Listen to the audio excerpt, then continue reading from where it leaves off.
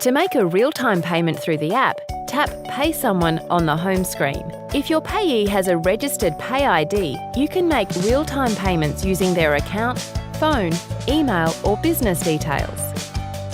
In the field where it says Phone, type in the payee's mobile number and then select Next.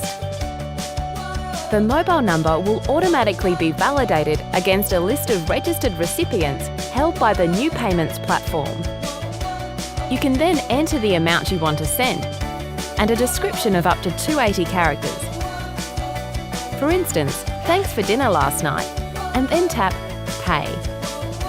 You'll see the name of the account to which the mobile phone number is linked. You'll then be prompted to confirm your payment and your successful transfer should hit the payee's account in a matter of minutes.